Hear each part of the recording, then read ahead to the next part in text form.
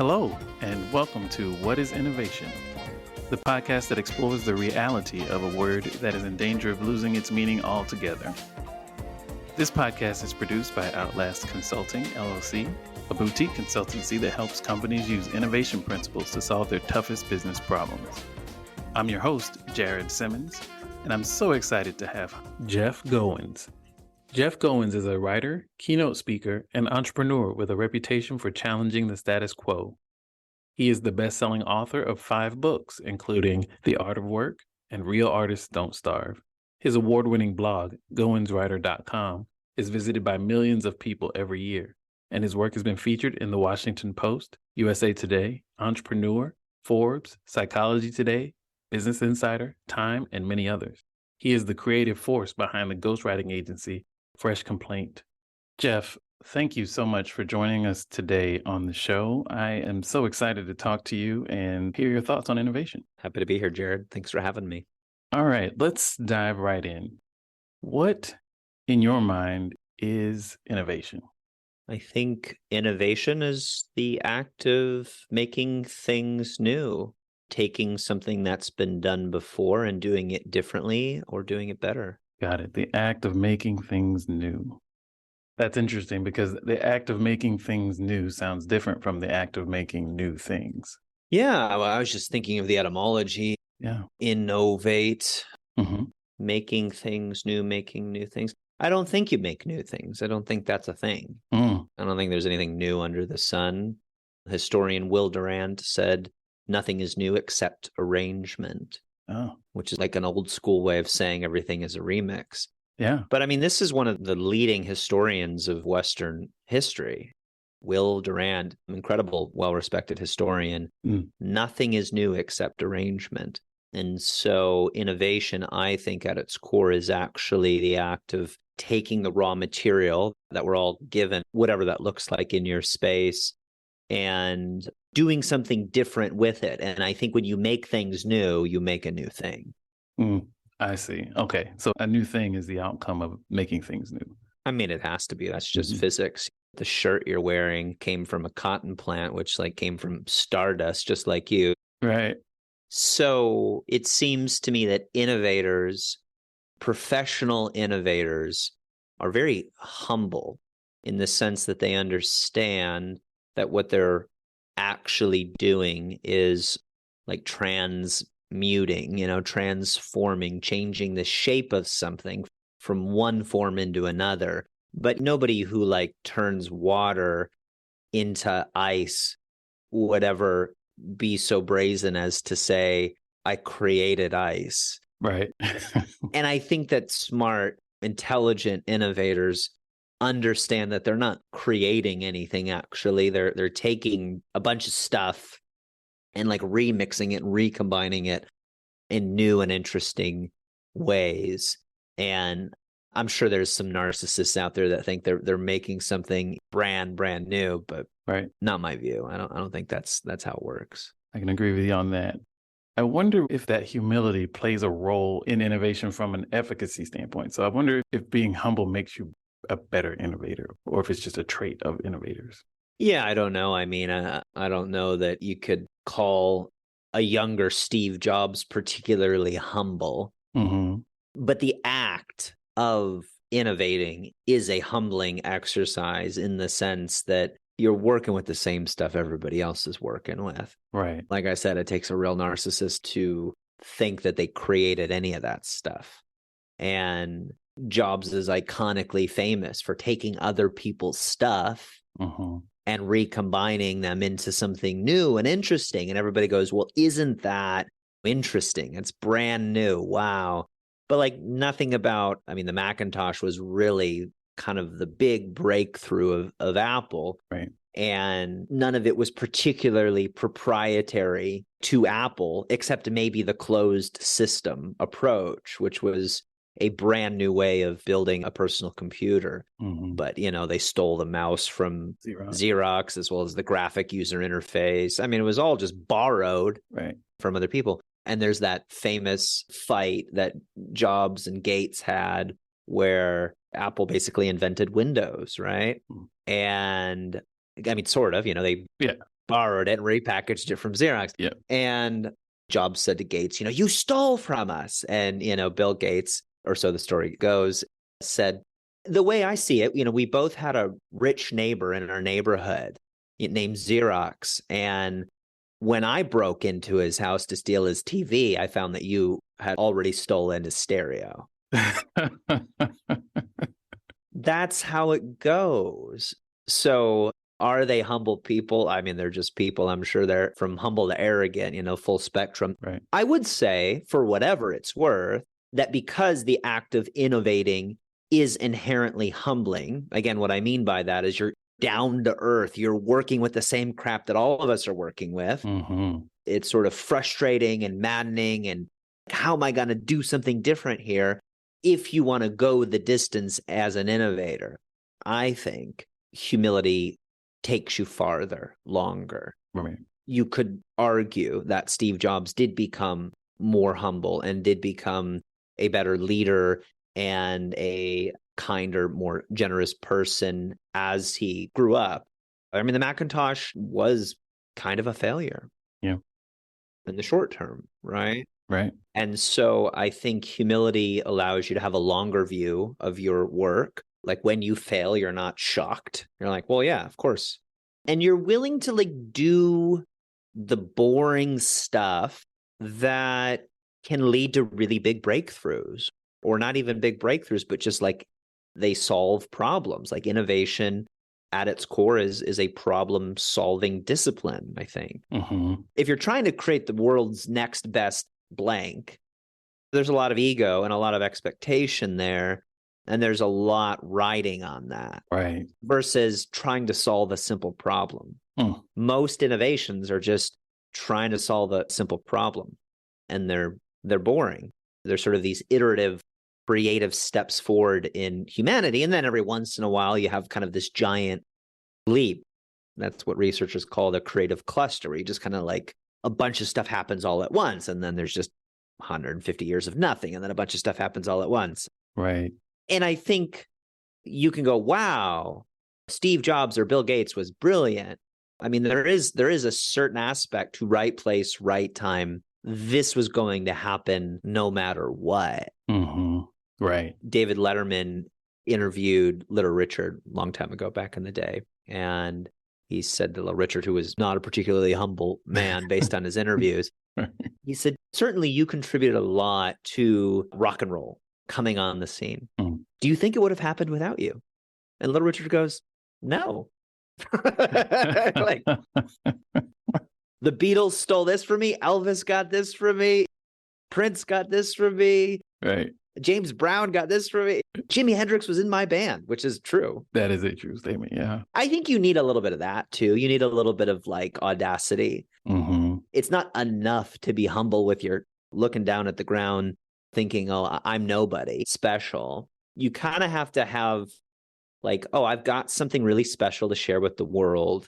And the process of sharing this vision with the world is humbling, boring, doldrum kind of work. So, innovation is boring work meets a brilliant mind who might be a little arrogant, a little audacious. But the process, it seems to me, it does humble you. It is hard, challenging work. I mean, look at Nikola Tesla, who was a genius and ahead of his time and knew it and struggled with that, failed a lot. Yeah. That Tesla example is a great one because back to your creative clusters and the ecosystem he existed in with Edison. Totally. Working briefly for Edison. Yeah. So, imagine having someone like Tesla on your team. Totally.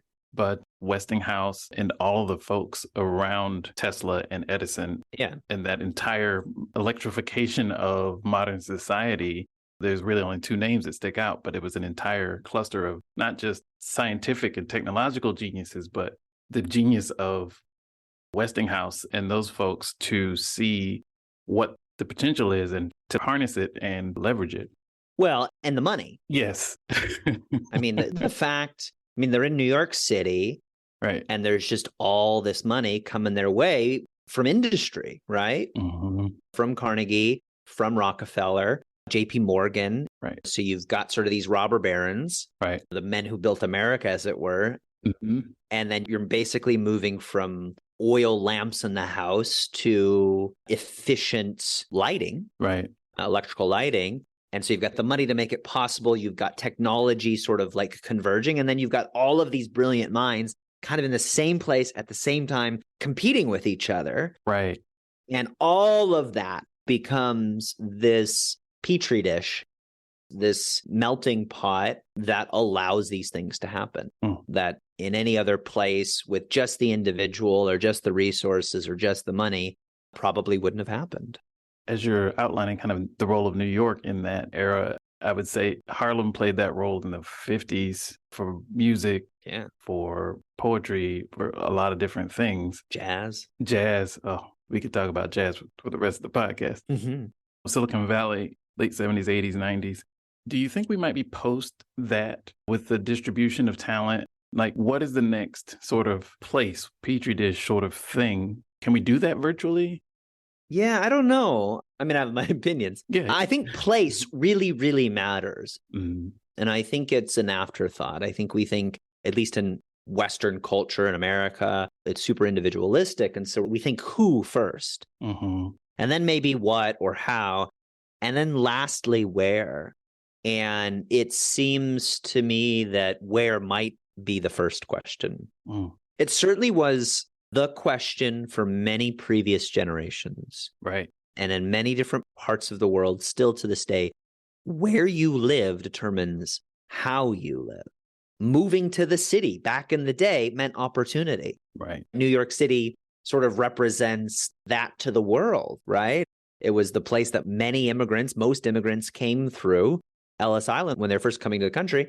And some people, many didn't leave New York because so much was happening there. If you wanted to get into acting, especially in the 70s, 80s, 90s, you had to be in Hollywood. Right. There was no other way to get into it. I live in Nashville. This is still a mecca for musicians of all kinds. And you're right in that with the democratization of content and connection, it seems that place is less valuable. And it may be that future generations, they'll all be able to connect with whoever they need to connect with in their industry to make these sort of creative leaps happen.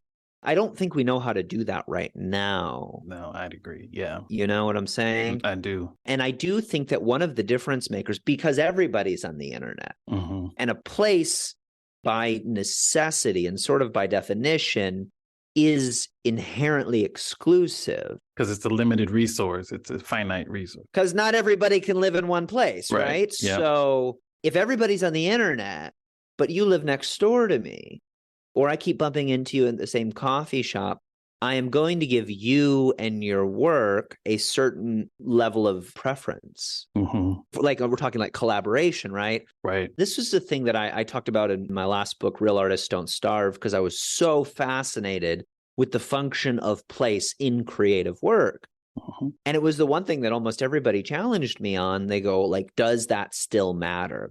And my feeling is, yes, it does actually. Mm-hmm. And what I think, if you want to break it down into something practical, is go where stuff is happening. Go where people are doing the kind of work that you want to do. Join a scene. And if you can't join a scene, create one. Because for all of human history, that's basically what has happened. Hemingway wanted to be a great novelist. He had to move to Paris because that's where all of the avant-garde and modernist writers and artists and musicians were living in the 1920s. Right. So he had to go be a part of that scene to make all of these connections happen that allowed him to sort of catapult as an author. But then you take somebody like the Bronte sisters, who lived in this very rural part of England, and their father was basically a Puritan preacher and didn't want to have anything to do with the outside world. And so he and his children lived on this like farm, this big plot of land, and they didn't really have any interaction with the outside world. And so to entertain themselves and each other, they would create little worlds and tell stories to each other. And they wrote these little books. And by the time these girls were teenagers, they had written dozens of stories. Wow. It would seem that they kind of did it on their own, but they kind of created their own little mini scene. Mm. And the sisters helped each other and kind of used each other as audiences to get better at their craft. Not like not they're kids entertaining themselves, right. But in the same way that, like, what was it? Anthony Kiedis said in this interview about the Red Hot Chili Peppers, he told the story of every member of the band. And he goes, here's Flea, came from a broken home, but his stepdad was this incredible jazz musician. Mm. And so he grew up around really good music, going to shows late at night, all this thing. And he just went through like one band member after another. He goes, we were all going to do nothing else but this because music was a part of our lives ever since we were really small kids. I see. So is it nature or nurture? It's like a lot of it is the environment, because the environment is nature and nurture. Right. Who you are biologically is a big part of where you come from, as well as who you're surrounded by. You cannot pull those things apart. Places where nature and nurture meet. And it's really, really hard to understand that. But I would say, if you want to be a part of a scene, go where people are, even if it's a conference or a meetup or a coffee shop or whatever, make a connection and then use the internet to sort of amplify that connection. Okay. So you think the nugget, the seed, still needs physical. Okay. Because where are you going to give preference, right? Right. If I meet somebody in person and then they say, hey, I'd love to have you on my podcast, or can I follow up with an email or whatever, I'm much more likely to say yes, because I've had some real deeper, I should say, connection with a person beyond virtual. And in an increasingly virtual world, there are more opportunities for the average Joes, as it were, to have a chance. Yeah. But because there's more opportunity for everybody, there's therefore more competition. So how do I get an edge? Deeper connection, more familiarity, and meeting in a physical place with a physical person at a particular time sort of deepens that connection. And then you can use the technology to stay in touch. I think creating a connection through some sort of physical place is really, really important. Scenes are places, but networks are connections maintained through technology. And so a scene begets a network. I don't have to live near Nashville anymore. I live out in the country because I spent 10 years building a network. And a lot of my friends have moved to different cities, but I'm still connected with them. The same thing happened with Hemingway. He lived in Paris on and off for less than 8 years, but the relationships that he made and some of the enemies that he made there as well followed him for the rest of his life. But once you make those connections, you have that network, you can take it wherever you want to go. I see. It almost always starts with some physical place. That's brilliant. I think the aspect of joining a scene, or if you can't find a scene, creating one, I think that is sort of part and parcel to how innovation becomes a thing. And you look at companies and how they try to create a scene or join an existing scene. I see a lot of parallels to what you're describing, because there's that creative spark, that element of creativity, and that element of connectivity, which is critical if you're doing this in an organization. And I think the human intuition follows what you described. That's why you hear so many innovation labs, innovation centers. Oh, yeah. We're building this thing, this place for people to go to do these things. So I think it really is part of who we are. Right. And the other aspect of it, I think, is serendipity, is what I'm hearing as you're unpacking this. Like, place magnifies serendipitous connections. Yeah. Or increases the likelihood of serendipitous connections. Yeah, I mean, yes. Thinking of it as like a happy accident, serendipity, luck is an interesting perspective. I don't know that that's it. I think when you're in a place with a group of people that all have a similar vision, call it magic, call it whatever, call it luck, call it serendipity, but stuff happens. And you're all there to be able to act on it together. You and I are doing this thing, and I'm looking at you and you're looking at me, but we're in different places. And I have other stimuli happening that you don't have here. Sure. So we're actually having different experiences, even more so than we would be if we were in the same place. but I'm looking right out the window and there's nobody out there, but maybe somebody might walk by or whatever. There's different things happening that can pull my attention in different places. A shared space minimizes distraction, amplifies attention. And I do think innovation, the success of an innovation follows the focus of the attention. The more you can focus on a particular thing, the better. So if I get a bunch of people in the same space at the same time, they can all focus their energy on the same space. I mean, you can get into the quantum physics of it. I actually don't think it's serendipity. I think it's focused attention. Interesting. It is an amplification of consciousness. A bunch of smart minds are together in the same space at the same time, and breakthroughs happen in ways that they wouldn't happen if all of that attention were diffused over months or years in different places. I see. So serendipity is kind of reductionist because of the intentionality of everybody coming to the same place and trying to do the same thing.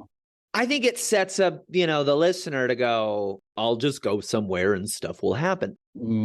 That's a lazy, amateurish way to go about it. Got it. Okay. There's lots of people who moved to New York City that don't make it because there's lots of people. I mean, if places didn't matter, we wouldn't have cities anymore. And we do have cities. And for whatever reason, human beings understand that the more people we pack into a particular place, the more stuff happens, good and bad. Right. More crime, more money, the higher stress levels, nervous system states are probably a bit higher, general anxiety, but there's more innovation. Like, it's all of that stuff.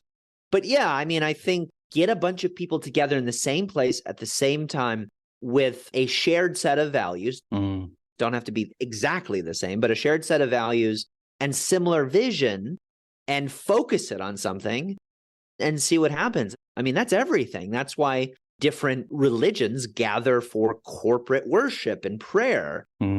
That's why even the most remote organization still sometimes tries to get their team together for offsites and company retreats or Christmas parties or whatever.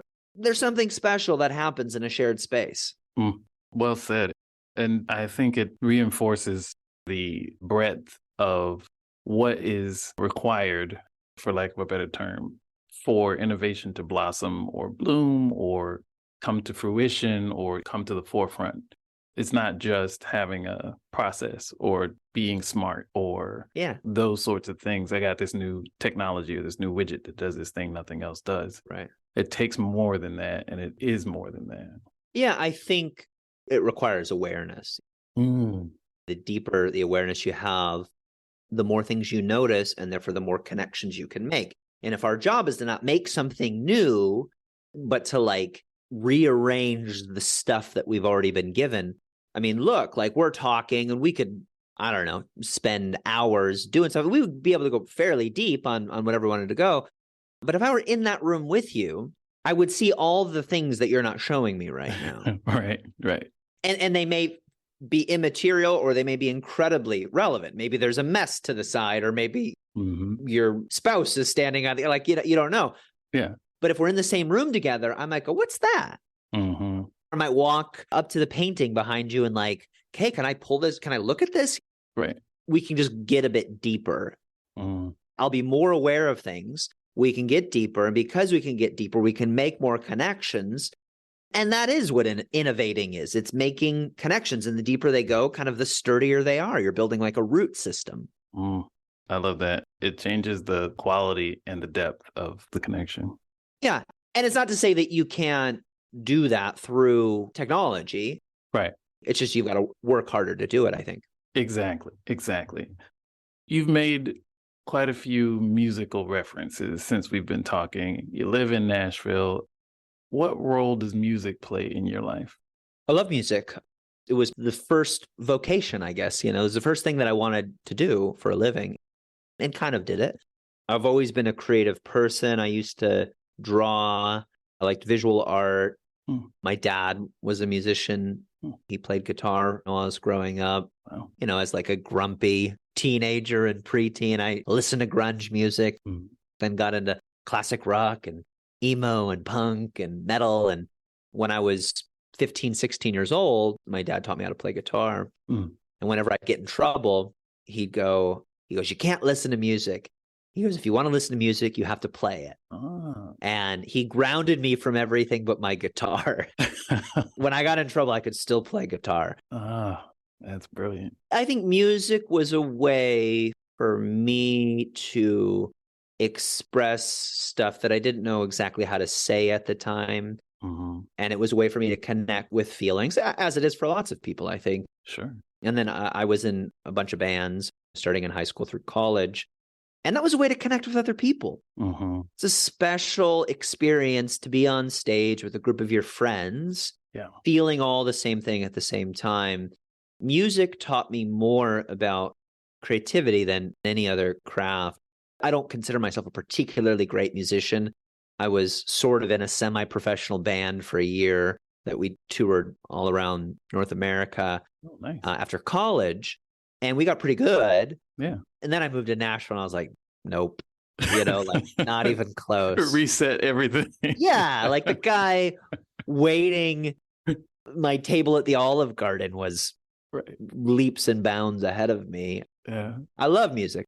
We just bought a house, and we intentionally didn't put a television in our living room because I wanted to get an old vintage hi-fi system. And so I spent several months on eBay and Craigslist trying to like put together a system. I wanted to get into vinyl. Been like dipping my toe in it. And every night we put a record on. We just kind of sit and listen to the Beatles or Michael Jackson or whatever. So I think music is more important than it's ever been. But music really taught me kind of the magic of creativity. Speaking of being in the same place at the same time, you play music? I do. Yeah. Vocals and keyboards. Yeah. Yeah. So you'll know what I'm talking about. But like people who don't play music might not know this. If you play with a group long enough and enough, you put in enough hours and you do it frequently enough. You have to do both of those things. You've got to play for hours at a time, multiple times a week, over and over and over again.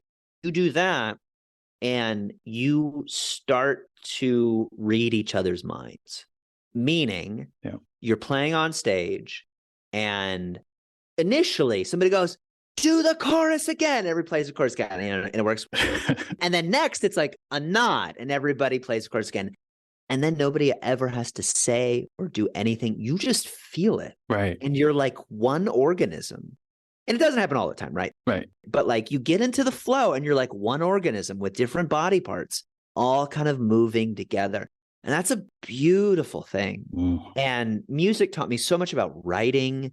It taught me public speaking. I was a better than average public speaker because I had been performing for decades. Right. When I started public speaking, and I understood this is just a performance. And what playing live music allows you to do, because you've got to keep an audience attention 3 minutes at a time. Yeah, I do know. And it's actually 1 second. It's one note at a time. If I play it like wrong note or come in early or late, I'm dead. Yeah. And so you're constantly in tune with the audience. And that plus acting made me very comfortable stepping up on stage for like a book tour or something and telling a story or delivering a talk.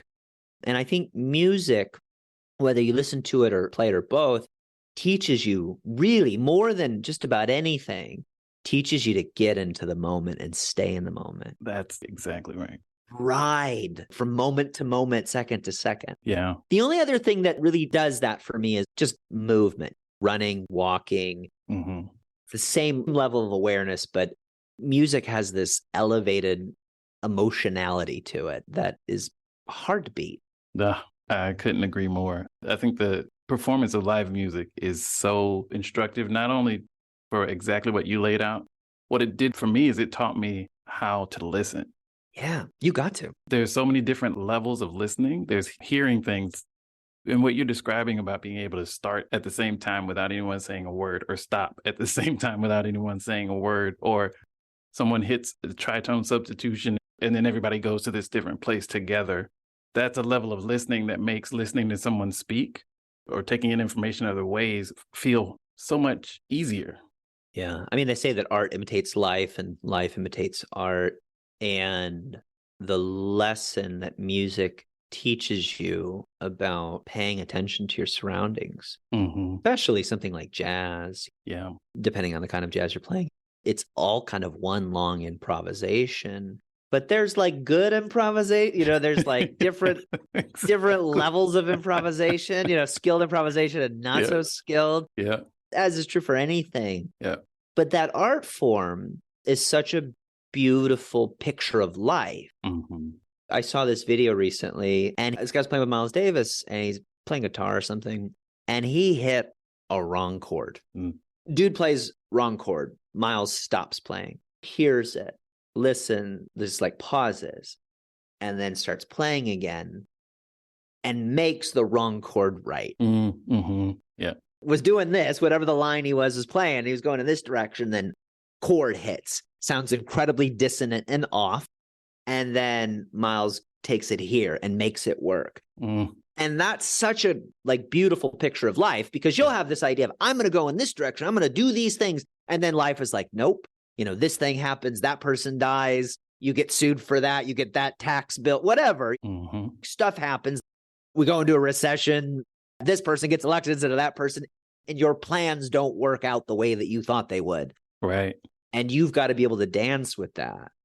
As you said, playing live music is really good instruction for life, because every performance is different. Right. And if you think your job as a professional musician is to play the same songs, the same set over and over and over again, good luck. You'll last like 6 months before you die of boredom and exhaustion. Right. You've got to step on stage. This is true for actors, stand-up comedians, lots of different crafts, of course, but you've got to stand up on stage every night, ready to create the world anew again, seemingly from scratch. And you take all this stuff that you have, all this experience, all this knowledge, and you've got to put together something for tonight, for right now, for this moment. Right. And it'll never happen this way again. And that's so fun. Yeah, I couldn't agree more. And I think it's really, like you said, it's very instructive, and it's very connected to not just creativity, but the ecosystem and the value of being in one place. Yeah. And all of that, I think, comes together to sort of support this process of making things new that you alluded to, where place is important. Listening is important. Being in the moment is important. All of those things are critical elements to making things new. I think what's cool about music, and I'm happy to sort of tie this in with innovation, because I don't really believe in metaphors. Everything is what it is. Interesting. Music is not a metaphor for innovation. Music is innovation. Innovation is a form of creative expression. It is a kind of music in a way. These aren't metaphors. These are realities. Right. And they're instructive. We learn about this piece of reality over here through this lens from this thing. Music teaches about innovation. Innovation teaches about music. And these things can complement each other and should. When I started playing music, I started hearing music differently. Yeah. I remember the day I was riding in the car, listening to the radio with my dad, and Led Zeppelin or something was playing. And I used to just hear a song as a song, like one sort of mono channel of music. Right. And I remember the day I could hear the bass line, and I was like, oh. And listening is the act of sort of amplifying your awareness through paying attention. Right. You can always notice more things. I mentioned recently, went from listening to a lot of digital music to listening to more records on a vintage hi-fi system.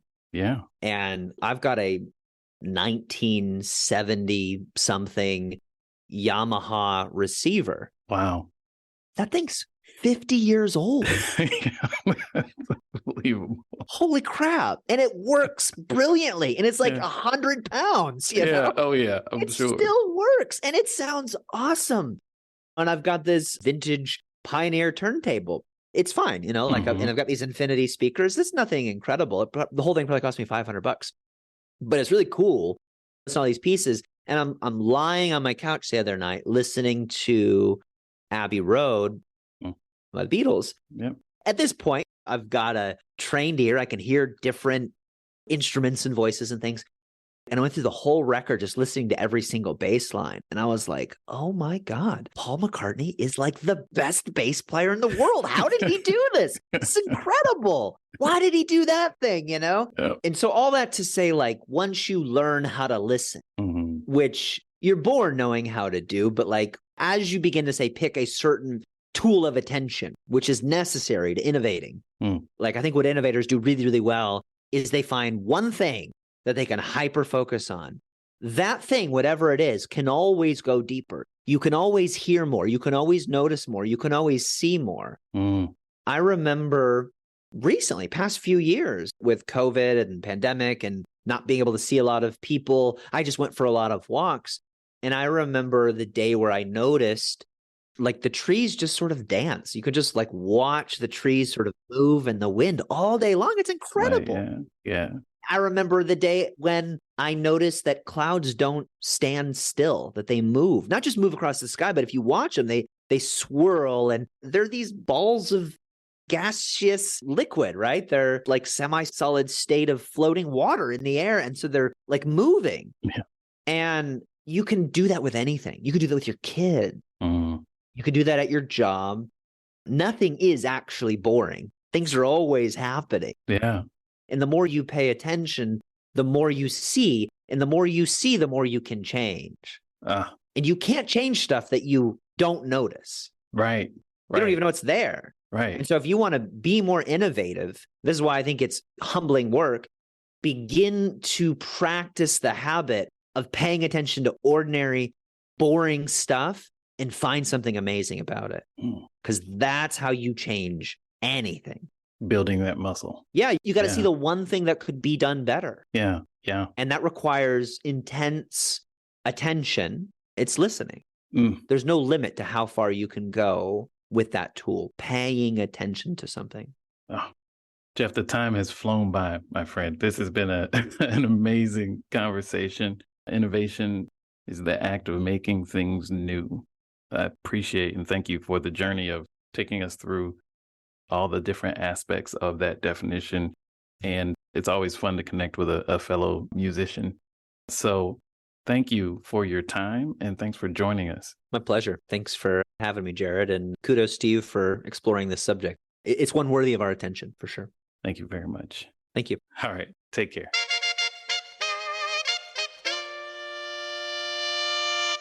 We'd love to hear your thoughts about this week's show.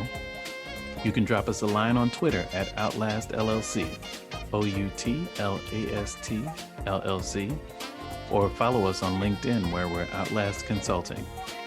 Until next time, keep innovating, whatever that means.